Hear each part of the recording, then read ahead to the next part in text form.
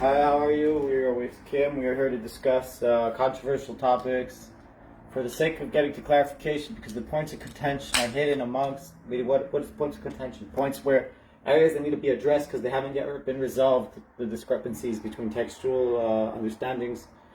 So that they will present themselves in violent ways, as we see around the world. It's presented this theory to me many times, and I believe it, that all these violent wars we see around the world, Gaza, Ukraine, everything, all it's scriptural. It's scriptural. We can trace it to scripture somewhere, like so, or an understanding of the scripture or the scriptural texts. Okay, so I think it's important to pay attention to points of contention that stand out more than the others, things that are controversial, things that are fiery. I don't think it's the approach is to say safe place, safe space, don't hurt me. I think the safe way to go about it is to say, let's put everything on the table and let's address it. What's true we're going to take, what's not we're going to leave behind. Let's put it up to the public to decide, each man for himself, but let's put everything on the table. So that's more or less what we're here to do. I appreciate Kim being on here. Thank you, Kim. Thank you, Hashem.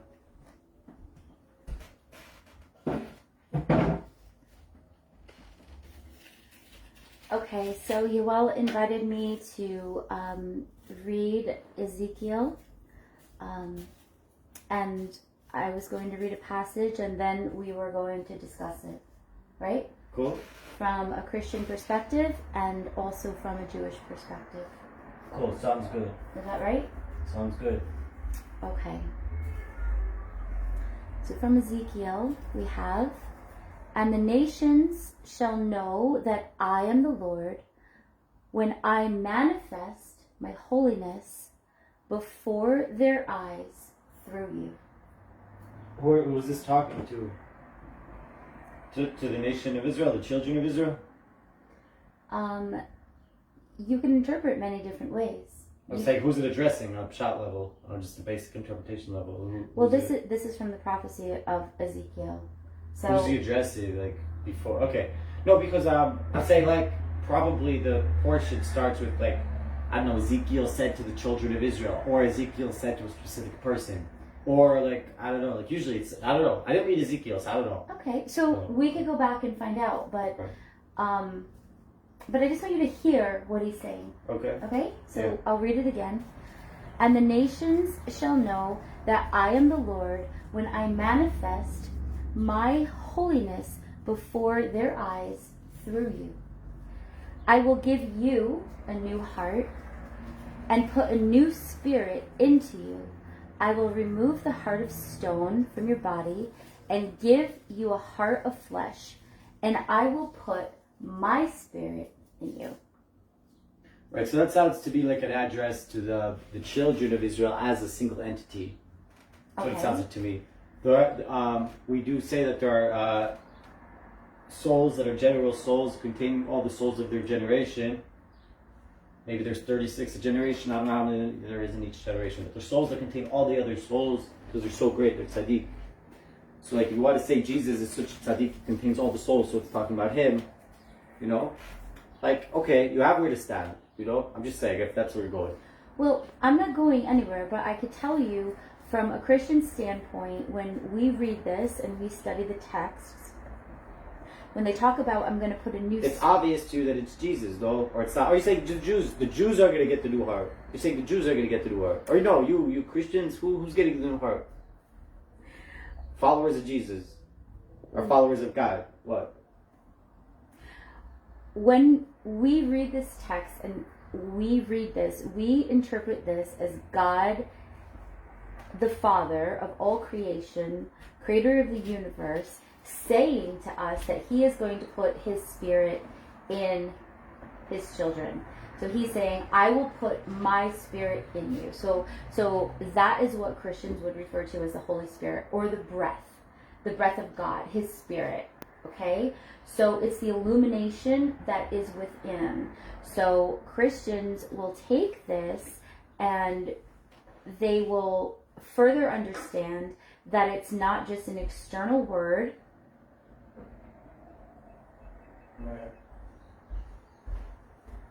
That is written on a piece of paper. So, as far as the Ten Commandments or the mitzvahs or anything like that, it's not something that we have to read externally over and over and over. We don't have to read. Christians are above the law because they're under Christ. The Jews have their eyes shut and they're under the law, which is lower than Christ. This is a lie that Paulus, as my rabbis been calling it, my new rabbi YouTube, Aloro Cohen, shout out. He calls it Paulus. He says Paulus was sent by the rabbis. He could have told these Jews, there were some Christian followers that were Jewish, and he said different things to the Jews and different things to non-Jews. To the Jews, he said like this. He said, you're higher than the rabbis following the law. You're under Christ, which is higher than the law. And therefore, you don't have to follow it. And he says that's a lie. What the truth is, what he should have said to them is, you're not as big as those rabbis. You're smaller stones than they are. You cannot carry the burden of 613 to only take 7 and you'll be okay. But he lied to them and told them they don't really have to because they're higher. And that was to send Christianity outwards, to send this messianic movement outwards, because the Jews, they don't want to have anything to do with it. Now it's our tikkun, it's a rectification. We must bring it back. We must take back this Jesus messianic movement and make it kosher. Take it back, and it's ours. It's ours. We sent it away like we sold Joseph, which we didn't really sell Joseph. We hid him in the pit. By the time we got back there, people found him and sold him off to Egypt. But that's what happened with Jesus, pretty much more or less. So we got to go get him back. He's in the pit, or he's not. He's in Egypt, So Christians would believe that there's two things. There's flesh and there's spirit. So the law operates with the flesh. When you operate by the flesh, you're bound by the law. When you operate by the spirit, it's not bound to the law. So that is what Christians believe. For a Christian, that would work because you're not bound to the law in the first place. But for a Jewish Christian or just a Jew, that doesn't work because he's bound to the law. He's bound to the law. You can't unbind yourself from the law, and by the binding of the law necessitates being binded by the law. You understand? You can't get out of it and be above the law. Is there a fulfillment of the law? Like, could the law be fulfilled and then you're free? Usually we say the freedom is through the law. The freedom is the law itself. That's what gives us freedom. So could there be the law of the 613 in one? Like, can there be something that satisfies all of the law? I don't know, but you're describing like an ideal utopia. That utopia will be so different. It's hard to talk about it from our perspective because the way I understand it, we will have physical bodies, but we will not be involved in the physical world in terms of eating and everything that comes along with that, just physical sensation and pleasure. So we're going to have physical bodies, but we're not going to be involved so much. So it's hard to already think about it from being here, what's going to be there, the law, and the law will be fulfilled, how will the law be? It's going to be a completely different experience, from the ground up. Even though Maimonides says nothing will change other than the Shield and Malchus, which translates as the slavery to the kingdoms, which is like Illuminati, right? One world government that we're all slaves to. So that's the only thing that's going to change. And it just realizes you think you don't even need miracles to save the world. You just need to get rid of this evil government, wicked government. Is it just the government? No, but it's not limited to government, but it is the government. It's also the education system, it's part of the government, it's everything. So could you explain the Ezekiel, what I just read, so could you just explain it to me correctly? I've not done a reading on Ezekiel. I heard what you read to me in English and I like it. It sounds to me, like I said, it's talking about the nation of Israel, an address to the nation of Israel saying, I don't remember how you quoted it, but the message I remember and received. You want to read it again? Sure. So it says, and the nations shall know that I am the Lord when I manifest my holiness before them through you.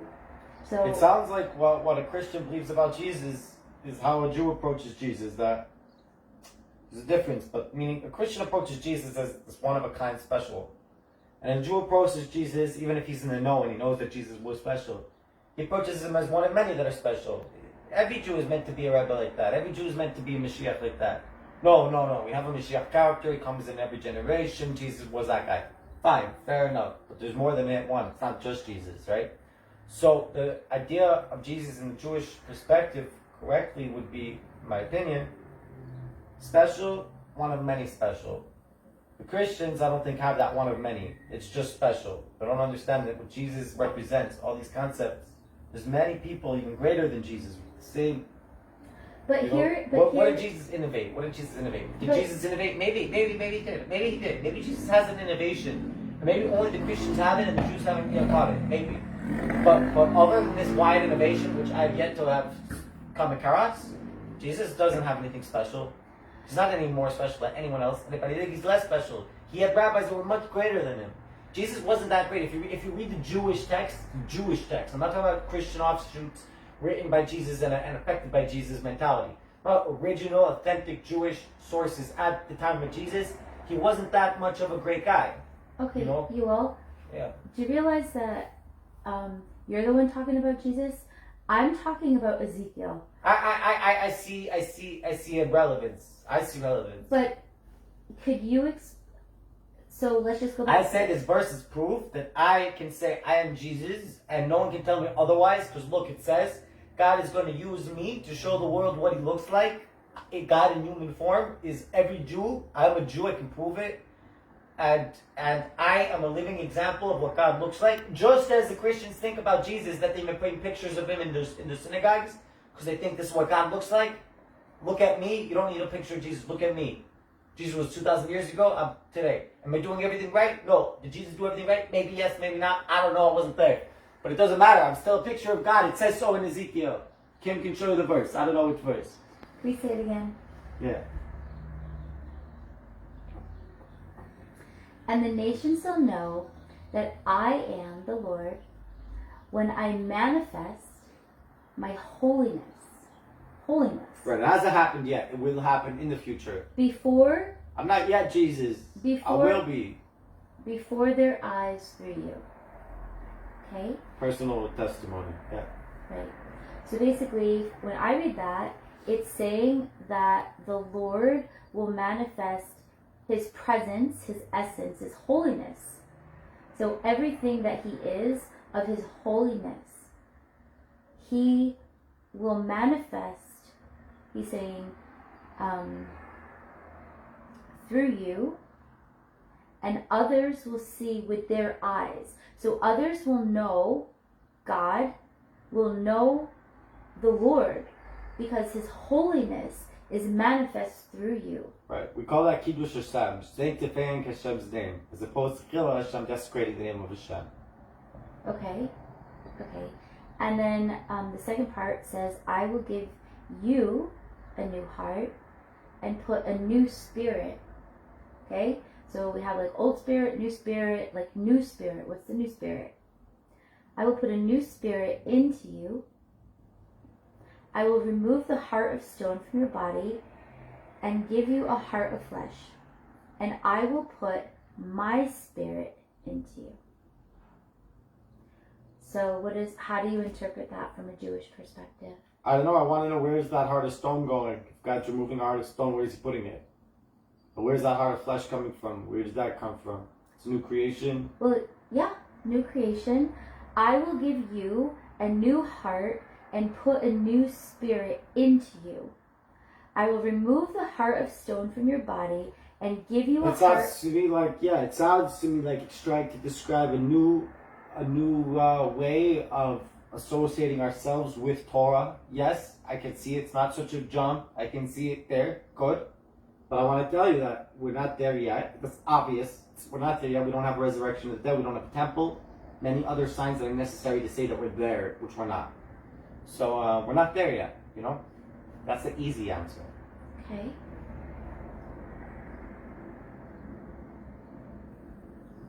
When the Torah will be updated for the 7th millennium, we'll know. And it'll still be kosher. It's not going to contradict the old Torah. It'll be appropriately fit.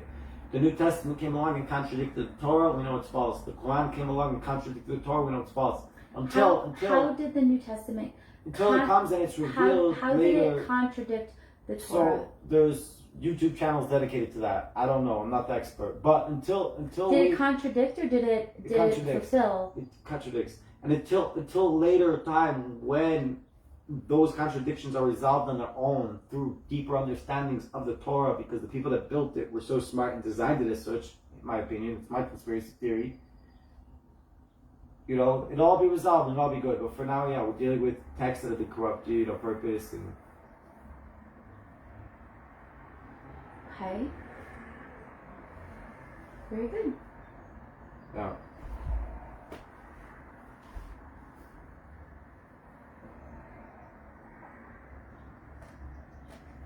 I don't know. Yeah, Gaza. What up? Gaza's mentioned all over Tanakh. Just all over the place.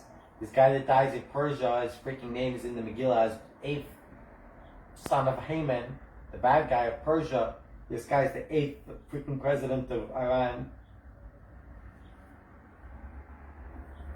I don't know, I'm just saying. Aloro Cohen has classes. He ties Yeshu. But just Joshua, Yeshua, or whoever the hell we're dealing with. He ties him in Yeshu, Yehuda, Shomron, the Aza. Judah, the Shomron, the West Bank, whatever, and Gaza. Acronyms, Yeshu. And he has like, it sounds like, okay, you can make any acronym. No, he has like really deep gematrias, but they're all spelled out like extensively, like show you. Like it's, you're like, okay. And then he gives you a whole like 2-hour lecture. But pretty much his thesis is just like we have to decide about Gaza and all these surrounding areas and settlements. Are they ours or the Arabs? We have to decide about Jesus. Ours or theirs. What were the 5 letters of Jesus' name? His full name? Yeah. Interesting you ask, because I was just going to say Yeshu is 3 letters. And I think it represents a man, a Jewish man, without his higher 2 levels. And I think that was on purpose. It was like kind of like we kicked him away and stole his higher 2 levels. And giving him back. What were the higher 2 levels? So what were those letters? Yod, Shin, Ayin. What was the first level? The 4th level would be Yeshua. We're missing what? We're missing the Ayin, right? Hold on. Then going up, the 5th letter. The 5th letter. Just slow down. Would be Yehoshua. We have to add the Hey of Hashem for Yehoshua, or the Hey of whatever. So what are the 5 letters in? Let's start with 3. Okay, yeah. It starts with 3. Okay. Yeshu, Yod Shin Ayin. Yod. Sorry. Vav. Yod Shin Vav. Yoshin. So the Y, the S, and the V. Cool. Yoshin Vav. Cool. Okay. So what letters were taken away? If you add an Ayin, you're going up 1 level. Why? Now you're 4 letters. You're in the 4th world. You're not in 3 levels. You're not in 3 worlds. You're in the 4th world. It's 4 souls. We took away one of his souls by calling him Yeshu. You're adding that soul by calling him his full name. Okay, so the Ayin, and then the 5th letter would be put in the Hey. It's not Yeshua, it's Yehoshua. It's The Hey. Yehoshua. Who's Joshua in the Bible? The first one of the prophets. It's Joshua. Yehoshua is his name. He was Hosea. God added the Yud to his name, Yehoshua. So he was Hosea, just without a Yud, without a J. He was just So Joshua. in English, how would you spell the 5 letters for Joshua. Yehoshua? No, I would just write Joshua. Well, how would you spell it, like with the With the Yehoshua, Y-E-H-O-S-H. Y-E-S? No, Y-E-S-H. S-H. No, sorry, no. Y-E-H-O. Y-E-H-O. S-H. S-H. U-A. Does that look good?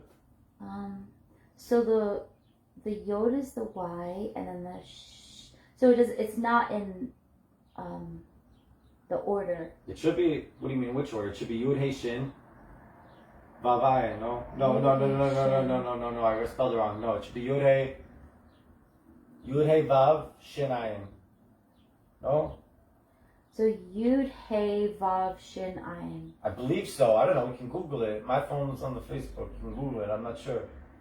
Do you have your Hebrew keyboard there? Mm-mm. Where does the Yud? Could you say it again? Yeah, so it's Yeho, like as if Yehovah, like Yahweh, right? Yud Hey Vav, right? Yeho. Yep. And then Shua is Shin Ayin. But where's the V? Yehoshua. Where's the V in that? It's silent Vav. and it's after the Hey, and it tells you how to pronounce the Hey. Oh, okay. So they took away the 2 letters. They took away the A and the H. Ayin and H, and still, right? Leaving you with Yod Shin Vav. Yes. Okay. So those, I want to say, represent 2 levels of the soul. They returned one, making it Yeshua. Everyone calls him Yeshua. You can see in the world, anyone who's hit, they don't call him Jesus. Heaven forbid. No, everyone knows his name is Yeshua. What no one knows, for some reason, which is stupid to me, No one knows his name is Yoshua. Maybe I'm wrong. Maybe his name is not Yoshua. Maybe his name is actually Yeshua. But there's no name in the Bible, Yeshua. There's no name. Who named their kid Yeshua? I don't believe it. Does Yehoshua mean anything? Yehoshua it means the salvation of Yahweh. That's what it literally means. Yeah. And the 5 letters altogether should be Yoshua. A Laurel Cohn calls him Emmanuel. He says the 5th level, when he has his full level, he doesn't say Yoshua. I'm saying Yoshua because it makes sense. Well, that's one of the names that He says Emmanuel. He says that's what he calls him Emmanuel. The full Yehoshua, he doesn't call it Yoshua, he calls it Emmanuel. And that is the name that we call him, Emmanuel. You shall call him Emmanuel. It means Imanu with El is God. It's not Imanu Yahweh, but it's Immanuel. What's the difference between El and Yahweh? It's different Spirot, different things. Neither one is the divine presence itself. So what's El? It's in Yoel. Yoel is conjunction of Yud Vav from Yud He Vav together with El. It's the masculine parts, the chesed parts of both. So since you've been here for like over a month now, and I think that, like what, just all of your studies, what you bring, like knowing the Hebrew language and these interpretations and these studies and everything is just so brilliant. And one of the things that you wanted to do since you've been here was to teach others, and especially teach Christians, right? And non-Jews. And I think that you have such a brilliant way of tying it all together, and I don't know what this whole knee-jerk reaction was, for the past few days, but I just really encourage you, like whether you're here or in Israel or wherever else you are, I really think that this is something that you are so good at,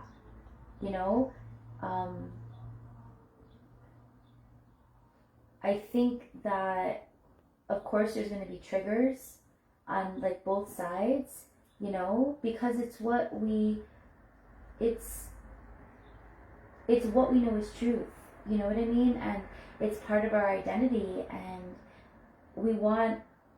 it's not only we want to learn, but sometimes when we hear things that kind of don't really go along with what we were taught our whole lives, of course it's gonna like trigger us, but I want to let you know that everybody that came, to your little classes or, to dinner, like everybody's on the same page.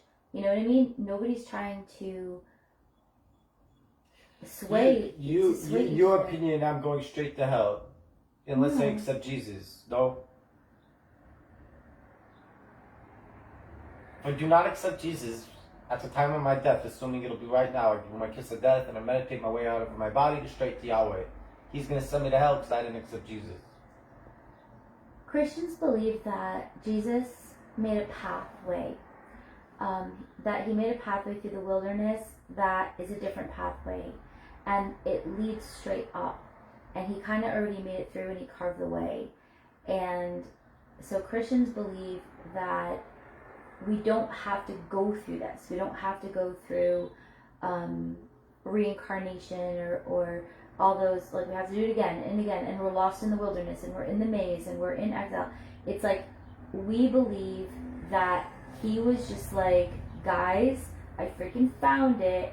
I made a freaking way. I'm going to show you. One of many, like I said, there's been many. He's not the only one to make such claims. Rabbi Nachman was only 200 years ago. Rabbi Nachman told his students, I'll come into hell and grab you by your payot, your side locks, and pull you out. Just do X, Y, and Z. And he told them what to do. What did he tell them to do? Give a pruta to tzedakah. Pruta is the smallest value of a coin. Give the smallest value coin to charity. Dip in a mikvah. Recite the 10 Psalms in order. Tikkun HaKlali, his invention. It was known for generations. Specific 10. I'm saying right now. It's known for generations that there's a secret 10 Psalms. If you say in the right order, rectifies everything. It's general rectification. Specifically the sin of Adam, the sexual sin in every person. But it's a general rectification, just fixes everything. No one knew which 10, no one knew which order, it was never published. He revealed it, he printed it. He said, it's these 10 this order, you do this. But he said, if you do this, I'll come into hell and pull you up by your tails. Rabbi Nachman's 200 years ago. Jesus was 2,000 years ago. We'd expect Jesus to be greater than Rabbi Nachman, but I promise you, if you ask any Jew today, at least 90% will tell you they hold Nachman in higher regard than Yeshua, Yoshua. But Why? nobody, Why? But Why? nobody holds No, they know the Jesus truth.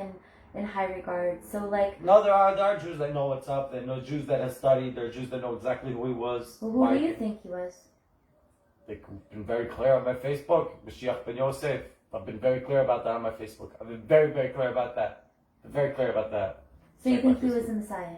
Absolutely, and it says he was given over to Satan for our sins. Like Christians, but a little different. Christians don't say that. But a Jew will tell you he was given to Satan because of our sins. That's the real meaning of he died for our sins. He did. His soul died. He was given over to Satan. Satan used him. You don't see 2,000 years. We had suffered. We suffered. It wasn't Christian prosperity for 2,000 years. No, there was a lot of fighting. It was violent. It was a violent pathway. Why? Judaism was violent. We weren't violent so much to other people. It was violent towards us. Christianity, maybe you could say so. Maybe Christians suffered, but it was about Rome. Then Rome took over, became Christianity, and persecuted other people, named Christianity. But this is the conversation that I've had with other Jews, is that, yes, like, people hid behind the name of Christianity, and they persecuted, and there were crusades, and they massacred, like, so many people. But it wasn't just Jews. There were other Christians. They were... When it was Rome, when it was still separate, Rome and the church were separate, yeah, Rome was persecuting the church. Eventually, Rome was the church. Like it remains to this day, pretty much. The Pope is Rome, you know. Yeah. It's not in New York or Yerushalayim. Yeah.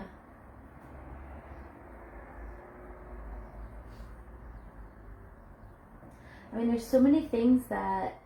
I mean, this is the type of forum that you have always introduced.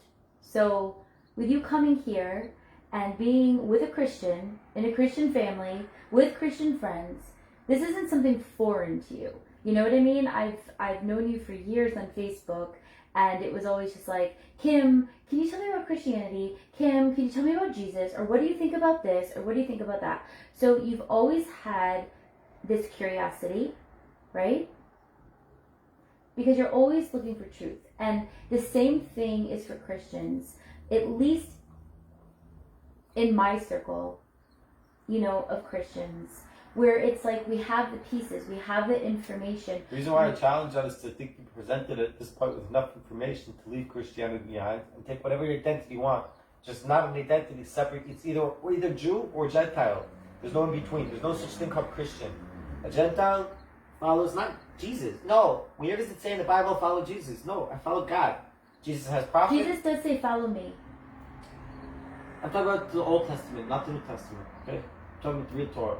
Alright, let me see if it says anywhere. Does it ever say follow me in the Old Testament? Moses doesn't even say follow me. God told us follow Moses. He does. So he follows the rabbinic tradition. You want to say Jesus has that rabbinic authority? He follows the Moses? Show me his tradition, his chain of teachers from Jesus to Moses. It's broken. His rabbi didn't give him smicha. His rabbi didn't give him this leaning and this signing off on you're my student and you have all my wisdom and you're the Joshua to my Moses. His rabbi cut him off. Not him. Jesus cut off his rabbi. Jesus misunderstood a few things and he got pissed for no reason. That's honestly the truth. That's the true story.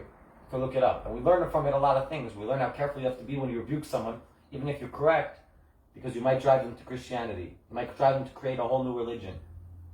Like, that's really what happened. Jesus was born from a mistake. The whole Christian movement was a mistake. He had a misunderstanding with his teacher. He loved his teacher. He thought his teacher hated him because his teacher was reciting the Shema. Who is his teacher? I don't know, but it's in the Talmud. He was reciting the Shema. When you're not allowed to interrupt the Shema, even if a king is in front of you, which will kill you because you didn't answer, it's disrespect. Even if a snake is coming up your heel, you're not allowed to answer during this one part of Shema, at least one part. Jesus walks up his teacher during this moment, doesn't get answered. Okay? And he thought the motion that his teacher was making, which was really he was just covering his eyes like you're supposed to. He thought his teacher was using his hand to dismiss him. He got very insulted because he was coming to apologize for an incident that's recorded where he misunderstood something his teacher said in a sexual way. His teacher rebuked him in public. But where does this come? Where does This is all true. This is documented. This is documented firsthand. I can quote. If you look it on Google, it'll tell you who said it, and we know who he was, who his father was, who his father was, who his father was, till freaking Adam, and we know what year he said it in. You know, we have the unbeatable track record, and we know exactly. We have the whole legends of Jesus. We know everything. That's just one story of Jesus. There's so much more. So much more. Like So much. I don't know. There's just the stories. The Talmud doesn't just talk about Jesus once. You know, there's even arguments about if this is even that Jesus. Is that Jesus, or maybe it's a different character? I'm serious. There's people who say that the Jesus of Christians is not a real character, and these stories are not even referring to him. It's talking about someone else. I don't believe such things, but I'm just saying you have to understand. Like, it's a whole different world when you're coming at it from a Jew, as opposed if you're coming from this system of Christianity. Okay, You know? so Yoel, Yeah. In this dialogue, like between us, Right. and kind of like learning from each other, not trying to steal wisdom or convert, you know what I mean? I'm trying to convert you. I don't want you to be Jews 100%. It's like, if you want to, yes, I'm with it. If you don't want to, at least want you to give up Christianity. I do. I do. I think it's offensive. Like, why? I find Christianity offensive. Not stinking, smelly, disgusting, but like offensive, like anti-Semitic. It's replacing us. It's like they think they're better than us. They think they're above us. And it's just like, they don't even have any basis in theology, in my opinion. In my opinion, it's an emotional reaction. Much like my reactions are emotional and childlike, I think the whole Christian theology is kind of immature and emotional based. It's not so much logic, in my opinion, it's not so much logic. It doesn't follow a logic order. It follows an emotional pattern. I think that what you're doing with bringing in the Hebrew language and everything that you're bringing to show us, I think that is the key. You know what I mean? I think that when you say, okay, well, this is what it says here, and this is the meaning, and these are the letters, and this is what the letters really mean, and then we can tie it into scripture, and then we can understand. Yeah, you can't like trust me. It has to be in your eyes. It has to be in your eyes, in your ears. But we have to understand it in a way that clicks in our brain. Yeah, you know absolutely. I mean? You need to be able to read it in your own language. I mean, not in your own language. The language has to be yours. Yeah. Exactly. That's the ultimate goal, that everyone should read Hebrew. I think that is the answer to the whole exile question. And the revelation and whatever true Messiah will be when we have that. Everyone speaks one language. Everyone can read the Bible. You don't need me. You don't need a Jew. You just open the Bible. And at that point, my opinion of what will happen is everyone will give up Christianity and every other religion. And they're just going to be one religion. Or you're going to be the part of the covenant of the Jews or not be part of it. But you're not part of any other covenant. You're not part of a new covenant in Jesus' name. No one. Not even one person. Not even Jesus himself. Jesus is going to be part of the Jews because he's a Jew. We kicked him out. We're taking him back. He's ours. We're allowed to take him back. It's ours. Okay, so if he's yours and you're allowed to take him back, and he's ours. So absorb with him if you want, or convert, or don't. But give up Christianity. Give up Christianity. But I'm saying, did Jesus really create a new religion in No, Christianity? his students did. Their students did on orders of the rabbis. The rabbis told them, get this element of Messianic Judaism, get it out of Judaism. We don't want anything to do with it. Let's cover it up. Let's lie to the Jews. Let's get them away from it. Let's get them. But what I'm saying is, Jesus was a Jew, and what he was teaching, the revelation that he was teaching of the Word, using parables, using the Word, always referring back to the Torah, bringing people in, okay? Bringing people in to him, whether they were Jew and they were understanding more, or whether they were Gentile, and he's just like, listen, come in. And they're like, we don't know how to come in. And he's like, just come in through me. Come on. Come.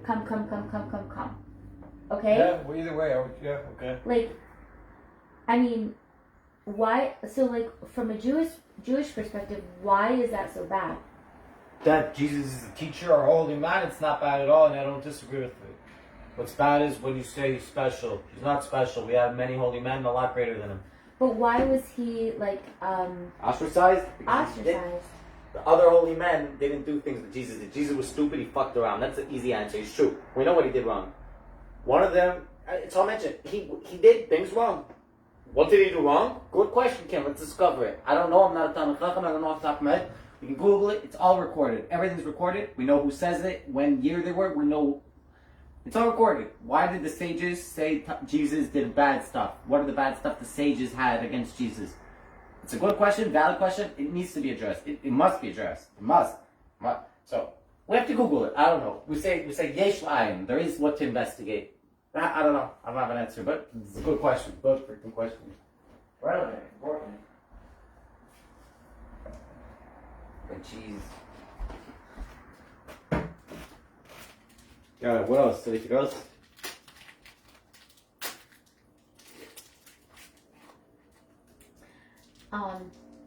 Just going back to the original, like Ezekiel. So you get it, but you think that it hasn't happened yet. I don't think anyone with the right mind can claim that we're living in the Messianic era. Even though all the righteous did claim. The Rebbe said we are in the Mashiach's table. They didn't say we're really here. He said we're here, but we're not. We're touching, we're not touching. Because he said the table's set. We just have, nobody said we have to invite him. The table's set, we just have to invite him. So it's set, but he's not here. Why? Because we didn't invite him. Have we invited him? No, we haven't. We haven't said Baruch haba b'shem Adonai, which is what Jesus says in the New Testament. Ariel quotes it. He says, I will not come back until the Jews, he's addressing the Jews, he's not addressing the Christians at this point, or these new people, he's addressing the Jews, the originals. Okay. And he says, I will not come back until you call, you plural, all of you, call me and say, Baruch haba b'shem Adonai. Blessed are you to come in the name of Yahweh. And that hasn't happened. It hasn't happened. Why hasn't it happened? Oh, you told me to mention Jesus in a synagogue and see what happens. What if an individual person did that? Oh, so maybe they'll be redeemed. And according to the Jesus narrative, the Jesus theology, that person maybe will be redeemed. Maybe independent of the collective. I mean, as Jews, we believe that. We believe that there's the collective and individual for sure. I don't know what Jesus followers developed over 2,000 years of history and what Christians think. I don't know. But you're basically saying that it hasn't happened because you haven't invited him in yet. Isn't that not what Ezekiel is saying right there? I mean, is it? I didn't see the connection, but you show me. Read it again? But then you're addressing the nations more. Not even. You're addressing Jews, but not relevant to the nations.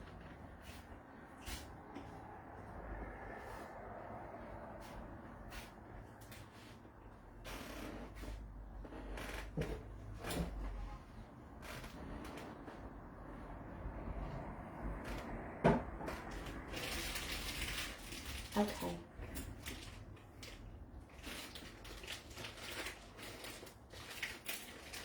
I can't believe that you need to speak like that. Huh? What? This? My favorite snack. Fucking bar of cheese. Okay. And the nations shall know that I am the Lord when I manifest my holiness before their eyes through you. I will give you a new heart and put a new spirit into you. I will remove the heart of stone from your body and give you a heart of flesh, and I will put my spirit into you. So like you were talking about like what, like invitation and stuff like that? Yeah. So what is that? I don't know. I still don't see it. Show me. Yeah. Oh. No, you were the one that mentioned it. You were saying that like there has to be. Jesus said he won't come until the Jews invite him back. So like, is that what that is referring to? You're saying? I don't see that. No, this verse is saying something else. It's not talking about Jews inviting Jesus back. It's saying you guys, plural, not Jesus, you guys, plural, are going to be the revelation of Hashem to the world.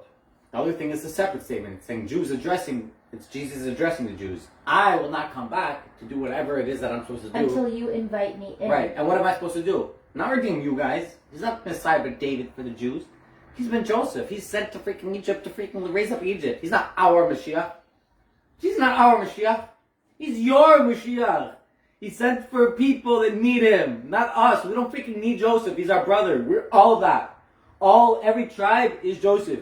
Reuben is Joseph. Shimon is Joseph. The same father, same mothers, the same source, same everything.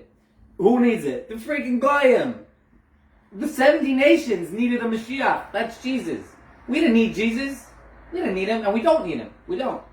Who do we need? We've been David. Is it the same person? Same DNA? It might be. Different opinions. Same person, different person. Okay, but that character, that personality, that Jesus that you guys worship was never meant for us. It wasn't. It was meant for you, and you should. You hold on to it. I'm not angry at you that you took Jesus and went with it. I just want you to come off of that and now come back to where I am. Meet me in the middle, like where I am, I'm not on Jesus. Why not? Why am I not on Jesus? I mean, I am as much as I can be, but like I'm not on it like a Christian is, Why not? Why not? That's a good question. It's a good question. I don't know if there's like one word answer, but it's a good question. Why am I not a Jesus freak? Why am I not running around pushing Jesus? I mean, I'm pushing Jesus, but in a different way. I'm not pushing like a Christian. Right? Why not? So I think there's a valid reason why not. I don't know what it is exactly, but I think there's a valid reason. I don't think Jesus is for the Jews. Like, he is, but not in the same way that he was for the Christians. It's a different mission. Well, what we are taught is that he did come for the Jews, but the Jews rejected him. So maybe he could have also been David, and the Jews rejected him, so now he's just been Joseph. The Jews rejected him. Maybe, like, it could be because... So he was like, okay, then I'm going to go to the Gentiles. And the Gentiles accepted his message. So and the Jews didn't. Right, maybe he's supposed to be also Ben David. Maybe. So maybe it's all just divine plan. Cause what is the difference between like Ben David and Ben Joseph? when Joseph dies, Ben David resuscitates him. Or someone resuscitates him. It's like he doesn't fully die. It's like a recitation. Like resurrection? Kind of, but not a full. It's kind of like Elijah's doing for, or Elisha, or Elijah. Someone does in the prophet. One of them resuscitates the boy. Resuscitates the boy who later becomes shown as the prophet, apparently, or something wild, which I never knew. I don't know, but that boy wasn't a real. I heard Palmer say it wasn't a real death and a real coming back.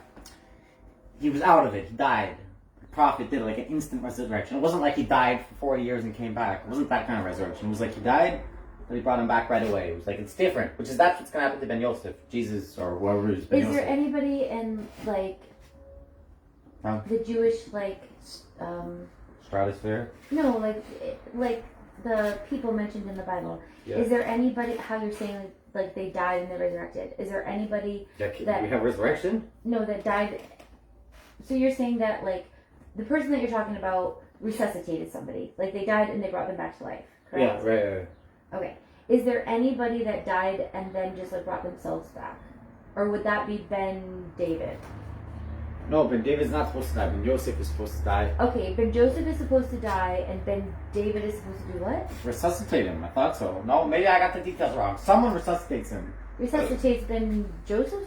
Yeah, just like the prophet, either Elijah or his tutor Elisha, one of them, he went on the kid like this. So could Ben Joseph and Ben David be the same person and they could be. There's debate. Himself? There's debate. I don't know. Depends how you understand it. Everything goes back to how you are understanding scripture,